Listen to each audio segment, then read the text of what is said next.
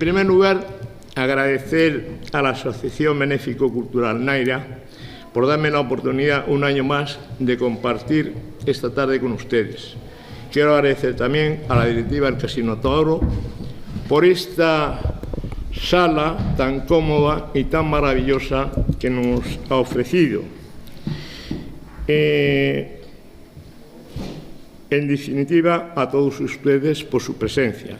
También quiero hacer llegar mi agradecimiento a todos los televidentes de Mi Tierra Televisión y esos magníficos profesionales que un año más están aquí grabándonos. La doctora Cristina Kuplover, no sé si se escriba si es así, me ha propuesto que les hablase de la dinámica de la comunicación en el matrimonio. Perdón, en el matrimonio no, en la familia. Ojalá fuera solo un matrimonio. Es un tema amplio y además un tema ambicioso, porque la familia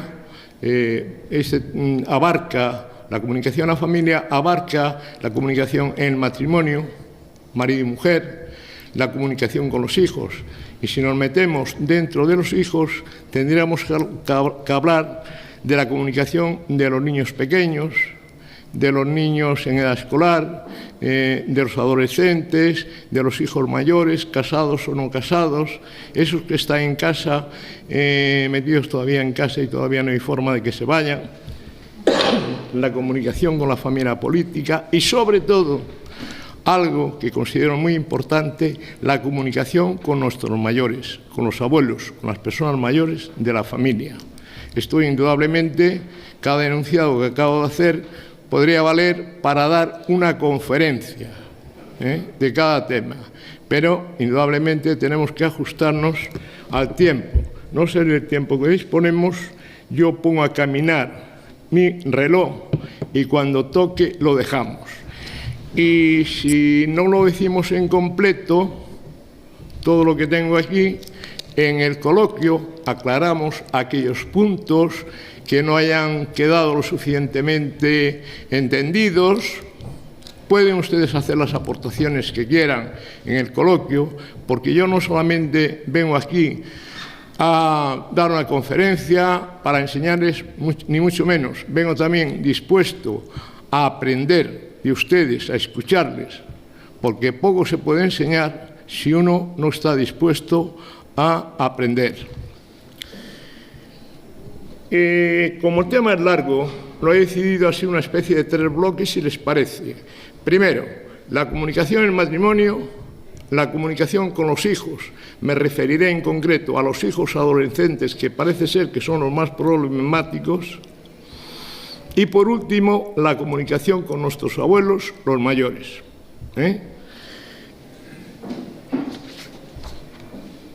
Como saben, en la actualidad vivimos en la era de la información, de la comunicación. Cada día los avances técnicos o tecnológicos son más prodigiosos y sorprendentes. Sin embargo, a mi modo de ver, se da la paradoja que la formación o la educación en el momento actual deja muchísimo que desear. Hay gente muy buena, gente muy educada, pero indudablemente gente muy mal educada. Y el sistema educativo español es francamente malo.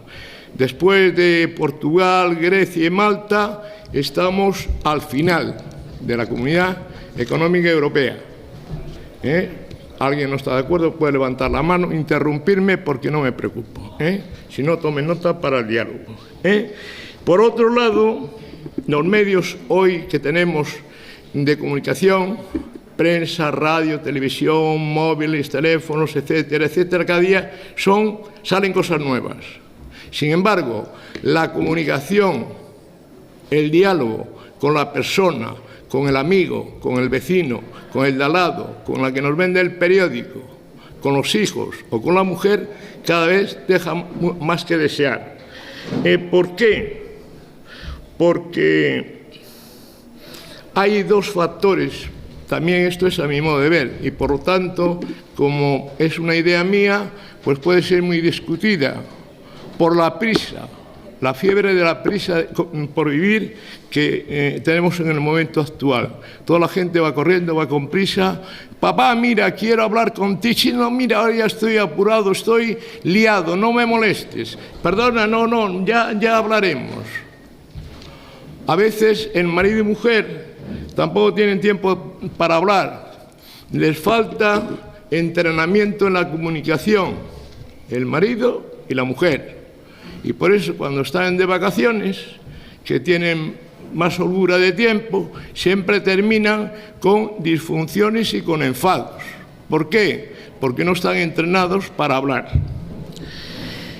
Después hay otra cosa, el mundo actual, la sociedad actual está poblada de ruidos,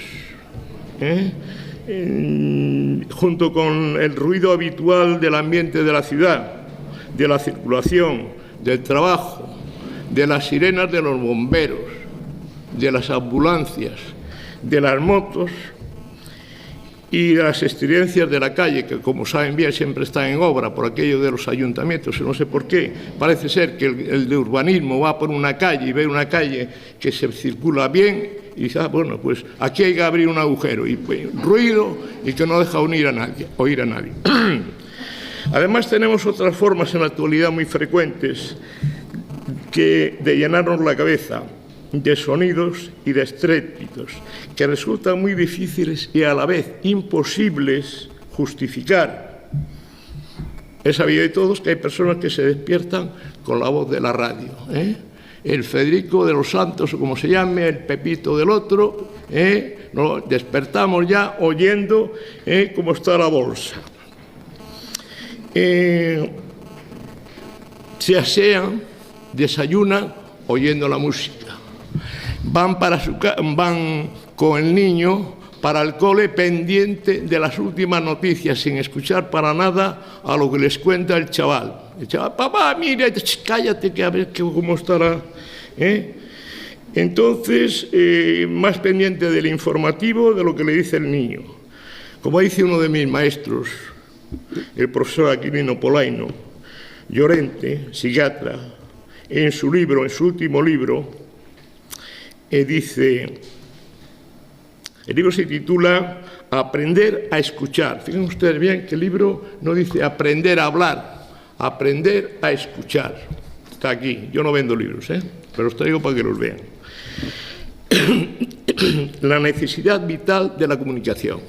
Este es un señor que lógicamente ve mucha patología en la persona y mucha patología en el matrimonio.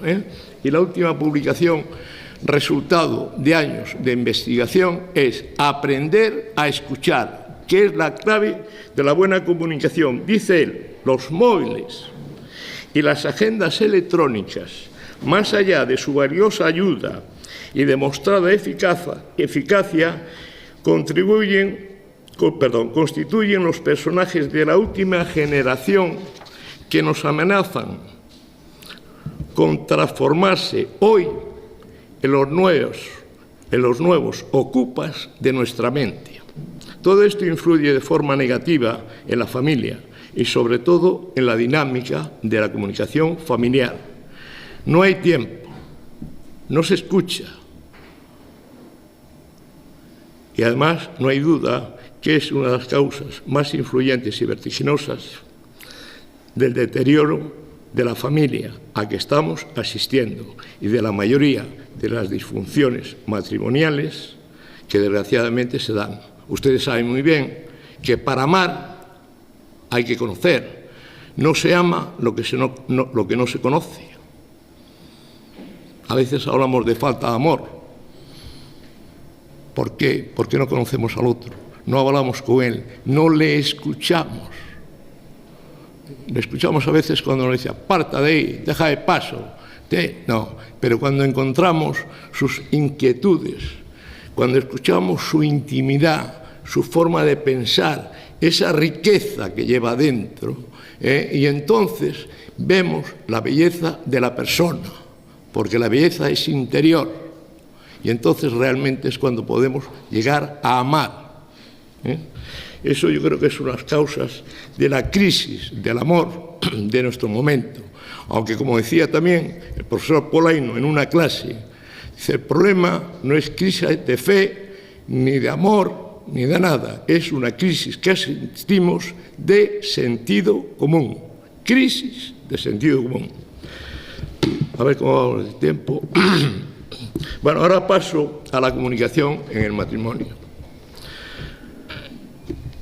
Bueno, la comunicación en el matrimonio es lo básico, lo esencial para vivir y entenderse de forma satisfactoria y feliz en pareja.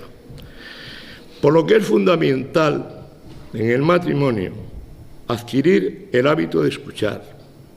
Repito, sepan ustedes que yo procedo de la pedagogía, soy pedagogo. Los pedagogos somos muy pesados. Insistimos, como los músicos. No se puede hacer una buena sinfonía, no se puede aprender si no es a base de insistir y de repetir. No, yo ya me lo sé. No. Reflexionar, pensar y repetir. Esto hay que hacerlo en el matrimonio. Saber escuchar.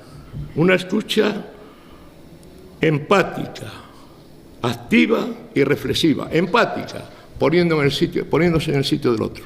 No se, decía alguien por ahí, no sé quién, que no se puede entender a otra persona si no se ha puesto los zapatos que él lleva puestos. Activa, hombre, participar en lo que el otro nos está diciendo, no de forma que me estén hablando y yo esté mirando allí para el otro lado, que se da con frecuencia. Y a su vez reflexiva, ir pensando lo que nos van diciendo. En España, el idioma español se presta mucho a contestar rápido. Y normalmente, bastantes analistas extranjeros me han comentado por ahí que el español, cuando está hablando con otro español, está pensando lo que le va a contestar, no lo que le está diciendo. ¿Me explico? Y el español tiene una capacidad intuitiva que es capaz de ver más allá del Mediterráneo. Por eso la cultura española siempre ha triunfado en la pintura. Un alemán, yo he estado unos años en Alemania, tiene generalmente, bueno, es así, el verbo al final. Y si no ves todo el contexto, toda la frase, no te enteras, porque te falta el verbo. En España, verbo, sujeto, predicado, punto. Y a veces en España te ponen el verbo para discutir antes, ¿no? Y entonces un alemán no entiende, tiene que pensar, reflexionar hasta que llega al final de la frase. Pero en España, en nuestro país, yo también soy español, aparte de ser gallego, soy español, gallego de Tacoronte. En España tenemos esa facilidad de no saber escuchar. Ya antes de que nos digan algo, ¡pum!, ya tenemos la contestación. Para, escucha y a ver si me entienden. Reflexión. ¿Cuántos líos matrimoniales se evitarían si muchas veces nos dedicáramos a reflexionar, a pensar y a escuchar de vez en cuando? Contaba un colega mío, terapeuta familiar, que les decía a unos pacientes: oye, doctor, en vez de venir una vez a la consulta o a las sesiones, ¿no podríamos venir dos? Dice, ¿por qué? Dice, hombre, a ver si lee así aquí, oigo o escucho a mi marido que siempre me dice aquí cosas agradables. Tengo la seguridad que el marido le ha dicho muchas veces cosas agradables a su mujer. Pero como la mujer ya sabe, ni se entera. Claro, cuando están en la consulta, a mí me pasa, ¿no? Le dices a la señora: ¿has entendido? Y a lo mejor le has preguntado al marido: ¿qué es lo que más le gusta de tu mujer? Dice: los ojos, que son preciosos. Y entonces ella se queda toda asustada y anonadada y dice: pues a mí eso nunca me lo habías dicho. Tengo la seguridad que se lo ha dicho montones de veces. Lo que pasa es que ella no se paró a escuchar. Hay que tener muy en cuenta el lenguaje del hombre y el lenguaje de la mujer son totalmente distintos. Lo siento por esta ministra virtual, no sé cómo se llama, Aído o algo así. Ministra Aído de la igualdad, ¿no? Que dice que todos somos iguales. Lo siento por ella porque no es cierto. El hombre piensa y habla de una forma totalmente distinta a la mujer. O las composiciones y las conexiones neuronales del hombre y de la mujer son totalmente distintas, ¿eh? No quiere decir eso que la mujer sea mejor o peor que el hombre. Son exactamente iguales en dignidad y en todos los aspectos. Pero, desde el punto de vista funcional, son distintos. El lenguaje es distinto. No tiene nada que ver la forma de pensar de un señor con el de una señorita, ¿eh? Por eso aquí hay un libro fenomenal de el hijo de un íntimo amigo mío, que es Antonio Vázquez Vega, ¿eh? Su padre ha sido uno de los primeros que se han dedicado a la orientación familiar en España y ha escrito montones de libros. Y dice, puedo entender a mi marido, ¿eh? Un libro que les sugiero que lo lean, porque es un libro maravilloso donde a veces se puede entender al marido, ¿eh? Bien, sigamos. Yo siempre subrayo lo de escuchar, estar atento a lo que dice el otro, interesarse por lo que nos está contando, aunque al principio no sepamos de qué va. Saber esperar, tener paciencia, no precipitarse, pensar en lo que nos están diciendo y no en el partido del domingo ni en las rebajas de febrero. O en las alfombras, ahora aquí, en que van a poner esas maravillosas alfombras que van a poner aquí en la Orotava. Escuchar es la mejor manera de aprender y de conocer al otro. Y difícilmente se puede amar al otro, como decía antes, si no se conoce. Hay que cuidar mucho el lenguaje no verbal. Hay un lenguaje expreso, verbal, pero hay un lenguaje no verbal que es el que hacemos con las manos, con los gestos, con la forma de mirar, ¿eh? Es muy distinto si yo estoy mirando aquí a mi amigo a los ojos y nos estamos enterando, y muchas veces los ojos de una persona dicen mucho más que sus palabras, o los gestos, que las propias palabras. Podría ponerles un ejemplo y no me resisto a él, y es la fórmula, como para no enrollarme tanto con teoría, para ir a cosas prácticas que además he visto en clínica, yo y otros colegas. Los ejemplos que yo hable aquí no es de mi despacho, generalmente son de gente de Valladolid y de Granada, por respetar la intimidad de mis pacientes. Ejemplos de mala comunicación. Y para eso yo he buscado la fórmula que se puede hacer para mandar a comprar tabaco. Estoy diciendo mandar a comprar tabaco, ¿eh? A ver si me van a denunciar por ahí, porque estoy haciendo programa, estoy haciendo esto, ¿cómo se llama? ¿Cómo es? Propaganda. Propaganda del tabaco. No estoy haciendo propaganda del tabaco. Qué difícil es, mirar, que llegue el marido cansado de trabajar y la mujer que ha estado con los niños, o ha estado preparando la tesis, o ha estado leyendo, o está corrigiendo exámenes. Pongo corrigiendo exámenes porque mi mujer siempre la asocio corrigiendo exámenes. Y te puede decir de la siguiente forma: ve a comprar tabaco, antes de decirte buenas tardes. Como ven aquí, la intención es una orden. Y entonces yo le puedo contar, mira, a comprar tabaco vas tú. También me puede decir, si no me vas a comprar tabaco, el sábado no salimos a casa de tus amigos. Verán ustedes cómo me está chantajeando, ¿o no? O puede decir de una forma moralizante, es tu responsabilidad como marido y ser un buen marido, por lo tanto, hace favor de ir a buscar tabaco. Hay que ver que de forma tan sibilina, tan sutil, las mujeres nos manipulan y nos manejan.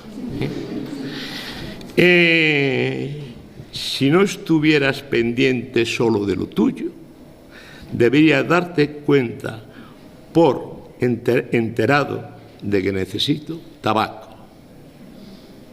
¿Me explico? ¿Me explico? Ahora, una forma, ¿cómo pueden ridiculizar? Fíjense ustedes por dónde se pueden sacar follones, perdónenme la expresión, líos, disfunciones en el matrimonio.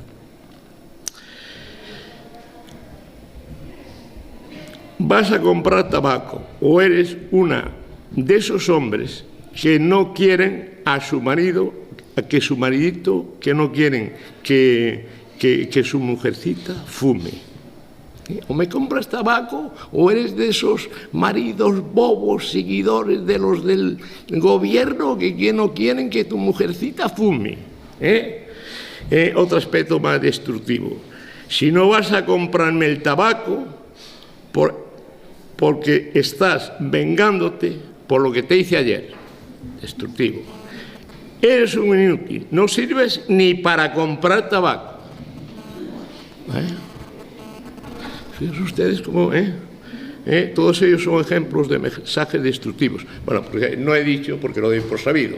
Saben que en la comunicación hay un emisor, un receptor y un mensaje.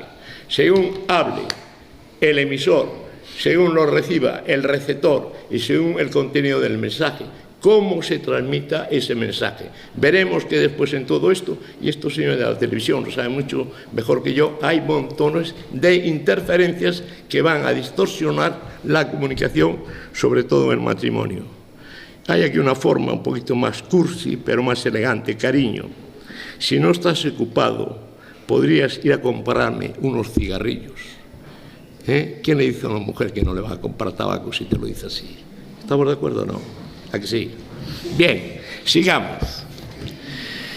El lenguaje no verbal es más importante o tan importante como el verbal. Del contenido no verbal depende la interpretación y credibilidad de lo que se dice. Por ejemplo, si estoy de acuerdo, dicho con semblante hosco, sin mirar, labios fruncidos y tono penoso, evidencian que el acuerdo es cuando menos precario. Idéntica frase dicha con una expresión sonriente, mirando a la cara y de forma resuelta, manifiesta una real conformidad. En todas las conductas no verbales, que son muchas, gestos, posturas, expresión facial, actitud, miradas, saben ustedes que hay miradas que matan. Estás charlando, por eso yo nunca miro para mi mujer cuando estoy dando una conferencia, porque si no puede, si estás haciendo el ridículo, vamos ya. Hay algunas que destacan por su impacto y estilo de comunicación y su influencia en el mensaje. Permítame un piropo también a mi mujer, entre otras cosas porque me cae bien.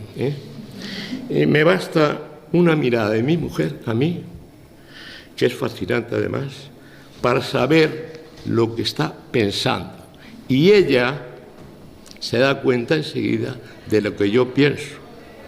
Pero para ello es necesario años de convivencia. Esto no se aprende en el viaje de novios. Sigamos. Y la conversación, insisto mucho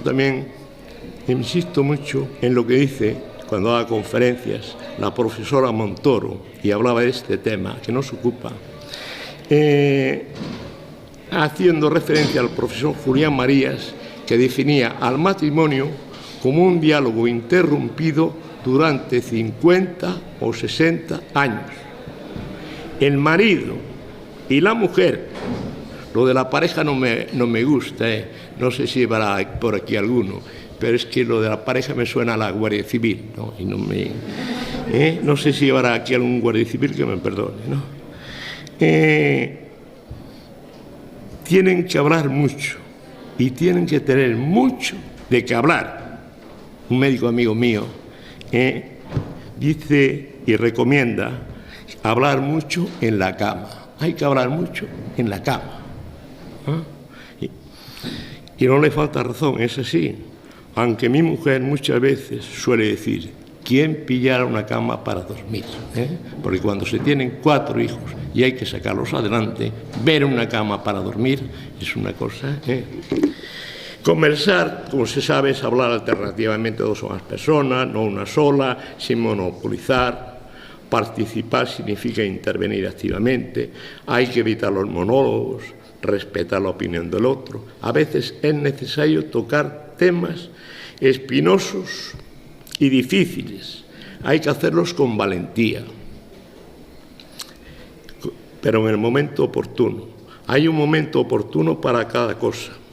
Se intuye o se pregunta.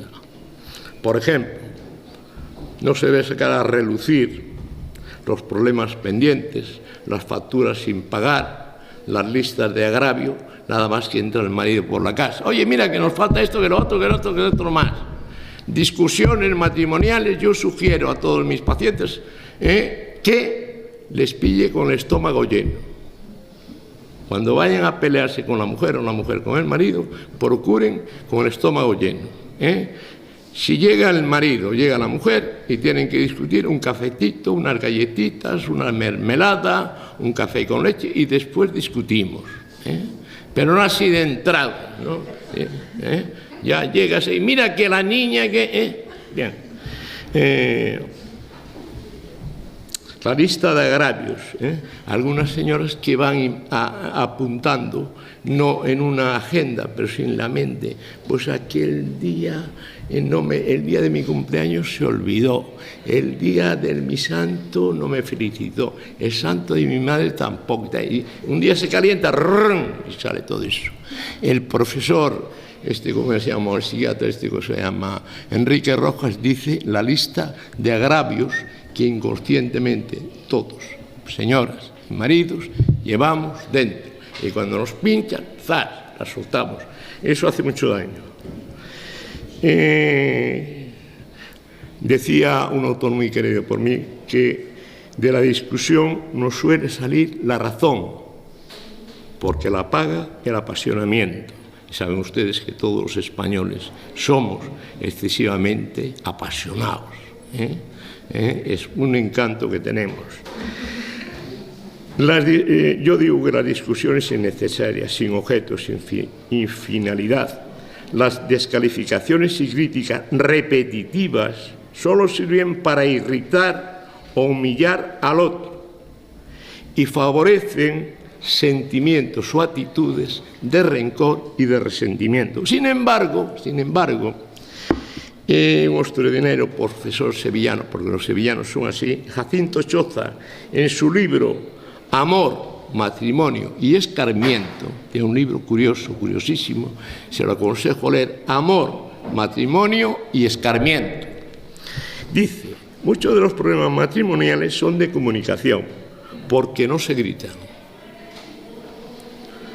porque no se tiene la suficiente confianza para enfadarse a fondo. Y uno vive como si estuviera de visita en casa del otro. ¿Me oyen ahora? Pues avisarme, muchas gracias. Como si estuvieran de visita en casa del otro. Y claro, lo que pasa es que nadie puede aguantar así toda la vida, estar en su casa y tratando a la mujer como si estuviera de visita. Imagínense, que llega un momento que salta. Hay una lucha por convertir cada uno al otro, por el más paciente de los psiquiatras o el más benévolo de los confesores. Y entonces este hombre dice, se lo voy a decir a él, que dice que en un matrimonio, mientras que los platos anden por el aire, todavía el matrimonio tiene posibilidades de salvarse. Se ha empezado a utilizar, porque los americanos ya saben ustedes que hacen test de todo, estudios de todo. Uno de los últimos más curiosos que he visto, real, es que después de mucho investigar llegaron a la conclusión que los niños lloraban más antes de mamar que después de mamar. Ahora, último que han hecho, cuestionarios prematrimoniales en los que se señala por cada una de las partes lo que es la verdad, la intimidad, la confianza y la comprensión, y lo que es el deber y el derecho de cada uno sobre el otro y comunicar al otro, técnicas de comunicación en el matrimonio. Y todavía no hay estudios fiables en este sentido, salvo, dicen ellos, que las mujeres descansan cuando hablan y los hombres se cansan hablando. Personalmente, yo soy partidario de la comunicación amable, sincera y respetuosa. Nunca se debiera hablar en situaciones de emoción visceral, porque se acaba diciendo muchas veces lo que no apetece. Nunca, nunca. Por ejemplo, esto hay que arreglarlo ahora. Nunca hay que hacerlo así. Porque como hay que arreglarlo ahora, lo dejamos para mañana, no sea que a lo mejor ahora lo estropeemos. En este sentido, y a mi modo de ver, otro de los problemas de comunicación es que hay algunos cónyuges que solamente se conocen de perfil, que la única manera de poder mirarse, si es que se miran, cuando están viendo la televisión. Y no digamos si ya no coinciden en el interés por el mismo programa y cada uno en una sala distinta, uno con su tele personalizada como la Ley de Educación, por ejemplo, viendo el Barça y el Villarreal, y el otro, por ejemplo, Mujeres desesperadas de Ana Rosa Quintana o cosas por el estilo. Es muy bueno, es una maravilla mirarse a los ojos, mirarse cara a cara, marido y mujer, mirarse y cogerse de la mano, porque eso, y con el tiempo, terminarán mirándose los dos a lo lejos, con esperanza y una misma dirección. Paso a la comunicación con los hijos. ¿Cómo andamos de tiempo? ¿Me queda mucho? ¿Sí? Bien. Bueno, no voy a pararme en... porque, mire, hablar de los hijos, esto daría otra conferencia. Insisto, también en los hijos el elemento clave es el diálogo, saber escuchar, que no es simplemente dejarles hablar y tener la mente distraída en otra cosa. A ver, José Luis, cuéntame tu problema, pero sin poner atención. Y hay que saber con los hijos también escuchar, prestar atención, ponerse en su lugar, adoptar una postura con los hijos positiva y receptiva, tener en cuenta que hay que escucharles con paciencia, con serenidad y no atosigarles con preguntas inoportunas, mirar a la cara, sonreírles. Una sonrisa puede ganarse la confianza del hijo. Caras largas, miradas bruscas, padres serios. Este es el viejo, no hay Dios que lo aguante. Perdónenme la expresión. Sonreírles a los hijos, a veces hay que sonreírles y hacerles sonreír. Hoy en día los niños necesitan mucho de hacerles sonreír, de que sonrían, de que sean felices. Muchos de ellos están asustados y pendientes. Mi amiguito que va conmigo al colegio, su padre se ha separado, mi madre lo ha dejado, no sé, mañana me tocará a mí.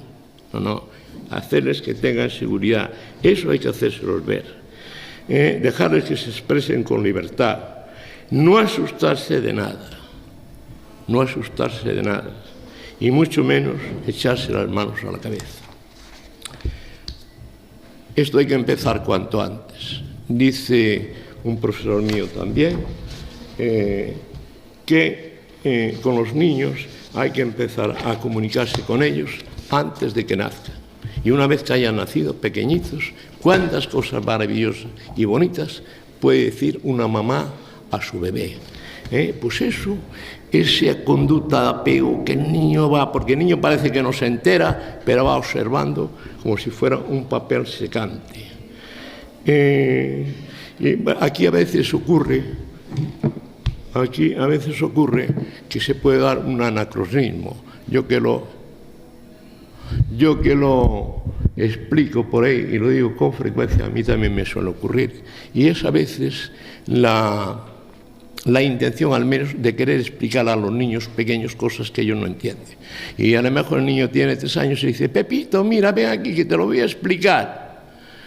Y va la madre y se lo explica. Y si el niño entendiera, diría: mamá, yo no me entero de nada, si supiera hablar, porque tú me estás hablando del silogismo de Aristóteles y yo voy por Asteris, los niños por aquellas cosas que ven, tocan, perdona que te estoy dando la espalda.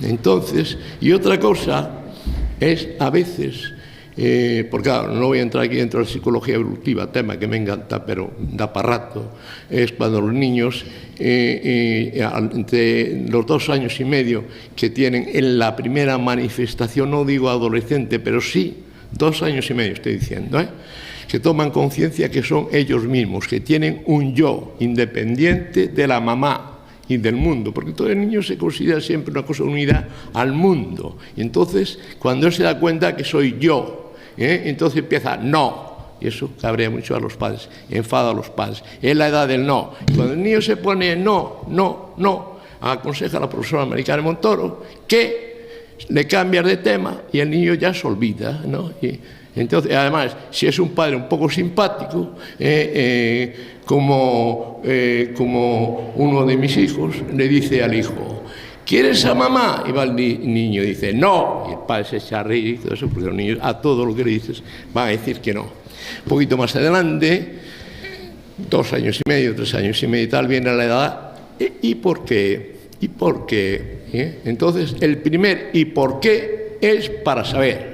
Si hay aquí alguna pedagoga, alguna psicóloga, alguna profesora, pienso que está de acuerdo conmigo, ¿a que sí? Es así, ¿no? ¿Y por qué? ¿Y por qué? Y la madre ya está cansada de tanto ¿y por qué? De explicárselo cuando llega el padre. A ver, que te lo explique tu padre. El padre viene cansado de trabajar y dice, no, que te lo explique tu madre, que es ella la que te lo tiene que educar. Entonces ya, follón familiar. Y niño, ¿y por qué? Entonces al niño, al primer ¿y por qué? Es por preguntar. El segundo por jugar, y al tercero le cambias de tema, el chaval no se entera y ya está. ¿Y por qué? Oye, mira, ¿qué avión va por ahí? Y entonces el chaval ya empieza, ¿y por qué va el avión? Dejo esto porque tendríamos para rato con los niños pequeños que no dejan de ser encantadores, sobre todo cuando son nietos. Mire, tengo aquí un libro, por cierto, que la mejor manera de enseñar a un niño pequeño a hablar es, antes de que él sepa hablar, leerle cuentitos. Yo siempre recomiendo a todos los padres que antes de acostar a un niño pequeño, 6 meses, que no se entera de nada, leerle un cuentito, ¿no? Y entonces ya el chaval, cuando a veces se ponen un poco pesados cuando tienen 2 años, y vienen, abuelo, léeme, y no quieren que le leas un cuento, que le leas el cuento, y siempre el mismo. Estamos haciendo 2 cosas. La primera, aficionándolos a los libros. Y lo segundo, enseñarles a leer y enseñarles a pensar. Este tipo de libritos que tengo aquí, para que vean ustedes que son un libro maravilloso para que el padre o la madre empiece a dialogar con el hijo. Vale la pena, todas las noches antes de acostarse, un día papá y otro día mamá, leerle al niño. ¿Qué hora es? Quedan 4 minutos. Bien, como estoy terminando y no me da tiempo, pues iba a hablarle de la comunicación a los adolescentes, pero lo dejo. Lo dejo porque tengo ahí artículos de periódico que los pueden leer. Sin embargo, voy a referirme a 4 ideas para comprender a los hijos adolescentes. La adolescencia la expliqué el año que viene, y este año, por supuesto, no lo voy a repetir. Los adolescentes tienen voraces deseos respecto a sus familias, deseos de comunicación, de comunicarse con los padres, que rara vez se satisface. Y aunque a ellos se le vea con estos chavales de 15, 18 años, niñitas de 15 y 17 años, con unas actitudes chulescas que parecen que se lo saben todo, se debe a la inseguridad que tienen. Y lo que están deseando es que los padres los quieran, los comprendan, que los escuchen. Entonces, esto también lo he sacado del profesor Polaino, del último libro que ha publicado, pero yo también lo he comprobado con mis hijos, porque yo también he tenido que sufrir a 5 adolescentes. Digo 5, hoy esta vez no lo puedo decir. He tenido 2 hijos y 2 hijas. 4. Pero a veces mi mujer también tiene comportamientos adolescentes, como les contaba el año pasado, cuando se fue a las carreras de coches allá a Barcelona, no sé dónde fue, por ahí está. Los niños, los adolescentes, ¿me oyen, por favor? ¿Se están aburriendo mucho? No, si no lo dejamos. El deseo de ser afirmados por sus padres como personas válidas que son. Decía una señora, los adolescentes son adolescentes, pero también son humanos. A pesar de su espíritu fanfarrón y retador, es muy frecuente la inseguridad respecto a sí mismo. Muchos de ellos se estiman muy por debajo de lo que realmente valen. A veces es necesario coger a un hijo y decirle, mira, Pepito, tú vales mucho más de lo que piensas. No de lo que aparentas, sino de lo que tú piensas, porque en el fondo el adolescente tiene la miseria, la desgracia, para él es una gran desgracia, que no vale nada. Además, que si es una chiquita que es fea, que no tiene la talla que aspiraba a tener y que ella soñaba, porque claro, se había querido igualar a una actriz por ahí y no llega, ¿no? Entonces, no, mira, tú no tienes a lo mejor la cara de Sabrina, no sé quién es Sabrina, o de la que sea, ¿no? Pero sin embargo, eres una persona muy generosa, muy trabajadora y con una capacidad para estudiar. A los hijos hay que estimularlos, hay que animarlos. Mire, yo soy partidario, como otros muchos autores, que la persona tiene cosas buenas y cosas no tan buenas. Los adolescentes tienen conductas buenas y no tan buenas. Entonces, valoremos,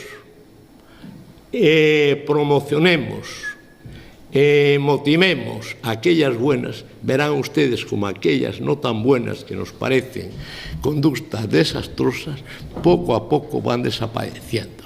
Y si de todas formas un hijo adolescente de vez en cuando se le escapa algo por ahí, es normal y propio de su edad, que nosotros también lo hemos hecho, pero la verdad es que no nos acordamos, porque nunca nos acordamos de nuestra época como adolescentes. Voy terminando, Daña mucho a un adolescente que oiga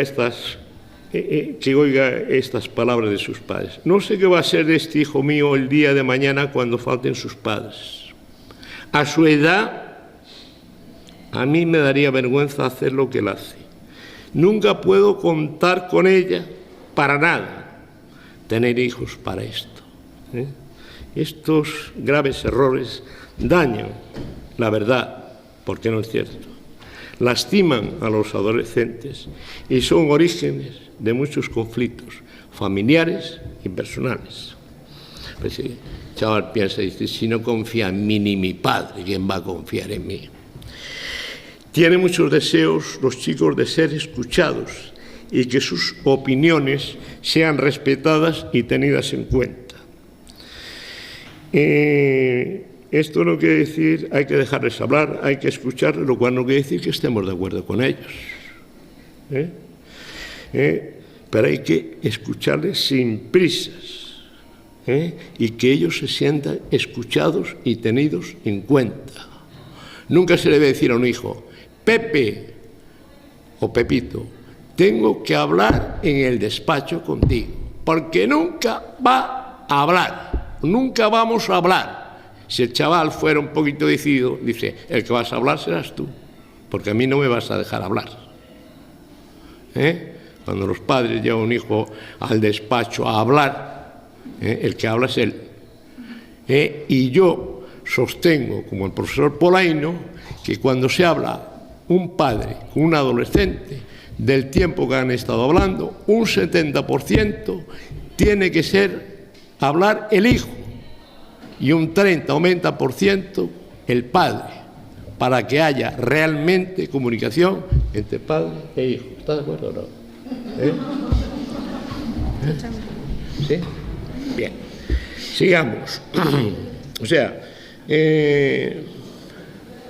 Mira una cosa, ustedes saben un truco no, una cosa que no es una trampa. ¿Cómo se puede motivar un hijo? Y además es que se lo toma a pecho. Si tú le dices a un niño, tú eres un golfo, tú no sirves para nada, tú eres un desastre, nada. Pero si tú le dices a tu hijo, mira, resulta que me quiero comprar un coche, y tú sabes que yo de coches entiendo poco.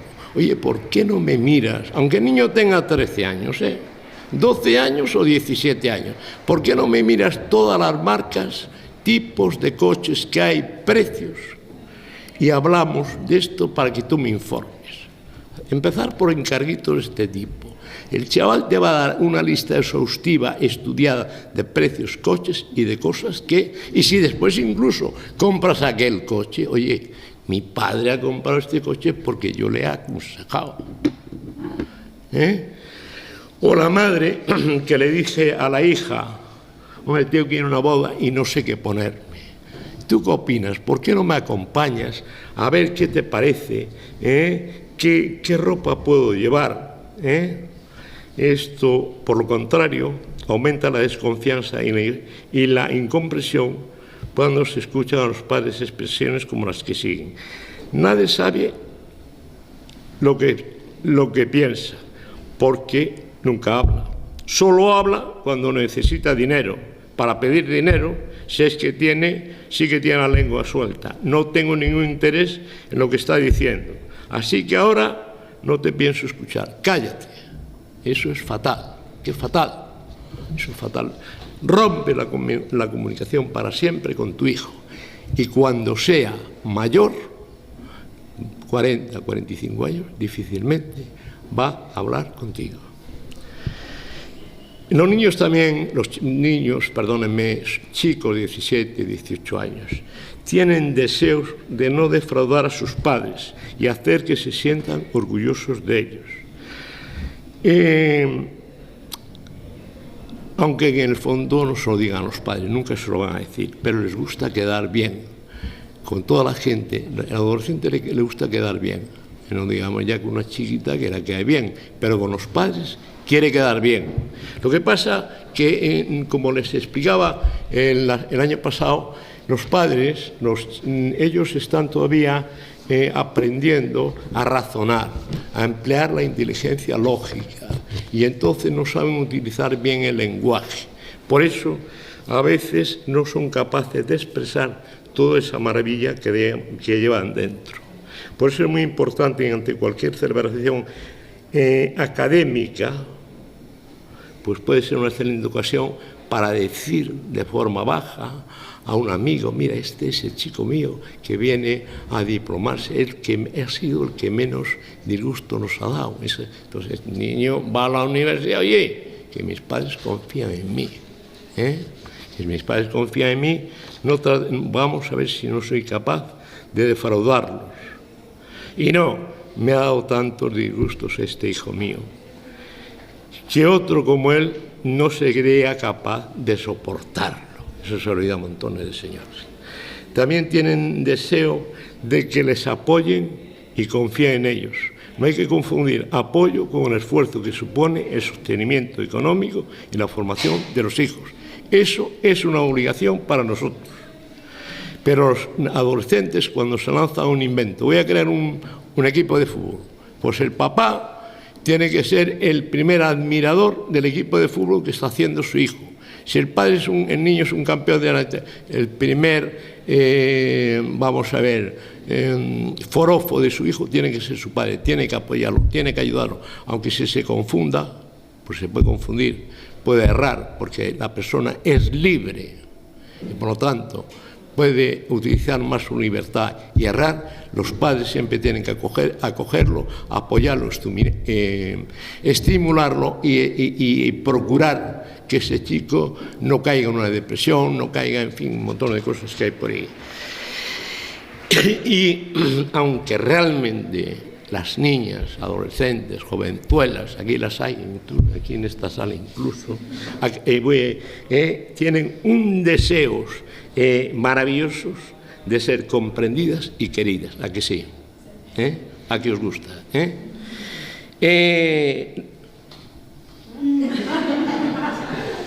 ¿A ti no?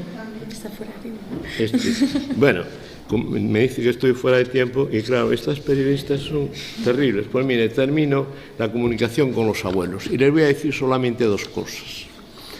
Hoy en día, como saben, ha aumentado la época, en esta época también se da la paradoja, que ha aumentado la ahora no me sale la palabra longevidad, ¿no? Ha aumentado, la longevidad, las personas duran mucho más años y yo me planteo si ha mejorado la calidad de vida de los ancianos. Si les escuchamos, si les atendemos, si les tenemos en cuenta. El verano pasado estuve en el Puerto de la Cruz viendo un viejo amigo mío, un sabio, que muy lúcido, muy mayor, y veía que estaba atendido por profesionales maravillosos, muy bien atendidos. Se lo hizo saber, oye, qué bien atendido está, ¿cómo te tratan? Dice, sí, el trato que me dan aquí, pero no son capaces de suplir el cariño, el trato, ni la conversación de mis hijos ni de mis nietos. En diciembre me dijeron que se muriera. Yo creo que aquel hombre se murió de pena. Un hombre se murió de pena porque en medio de esta sociedad mercantilista de usar y tirar, hedonista y egoísta que nos ha tocado de vivir, los ancianos, esto tengo que decir, me vas a perdonar. Vale. Los ancianos han de ser considerados útiles en una carga difícil de soportar. Nos dieron mucho cuando se encontraba en plena pujanza.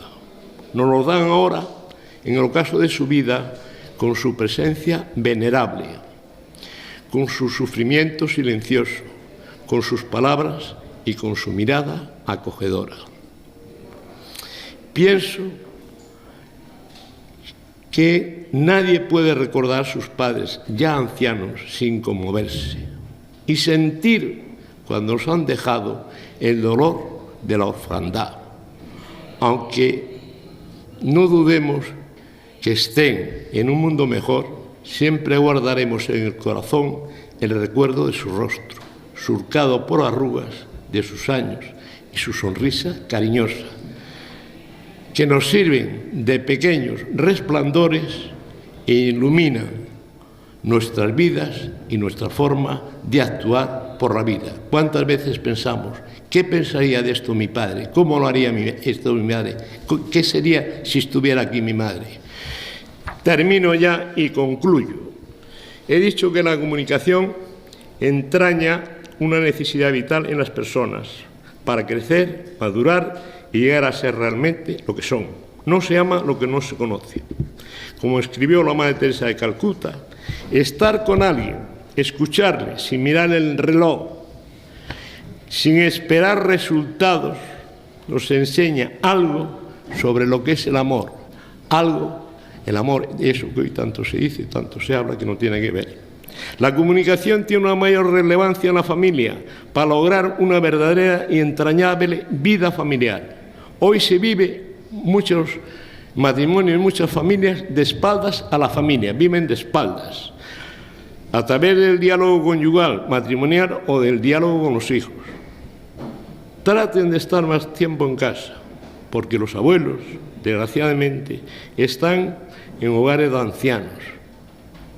Los padres están trabajando y los jóvenes andan desorientados. Eso es lo que pienso yo. Por último, hoy tan olvidado, el diálogo con nuestros mayores, donde lo más importante es que se sientan queridos y valorados, haciéndolos respetar por nuestros hijos y respetándolos nosotros mismos. Si queremos que el día de mañana nuestros hijos nos respeten, nos quieran y nos valoren cuando seamos ancianos, hoy tenemos que darle ejemplo nosotros a nuestros hijos, que vean que queremos a nuestros padres, que les abrazamos y todo eso. Y entonces ellos se darán cuenta. Hay que ver mi padre como quería a su padre. El día de mañana ese hijo querrá a su padre. Y obligarle, que la viola, el viejo, el chocho, no, y el que las batallitas. No. Un momento, este es mi padre, es el padre de papá, de mamá. Es el abuelo, no es el viejo. Hoy los viejos no son personas de usar y tirar, haciéndole respetar por nuestros hijos y respetándole nosotros mismos, sabiendo adivinar tras aquella cara un poco arrugada, tras aquella mente un poco menos lúcida, el padre o la madre de recia voluntad y clara inteligencia de otros tiempos, pero con el mismo corazón. Por el corazón no se arruga, aunque a veces se para. Pero mientras se conserve el último latido, un padre nunca debe abdicar de su condición, un padre o una madre. Y después, posiblemente con los años, diremos, como decía mi padre, como decía mi madre, como decía el marido de mi padre, muchos de aquellos recuerdos nos serán de una gran utilidad. Para mí lo son, cuando recuerdo a mis padres fallecidos hace años. Muchas gracias por la atención.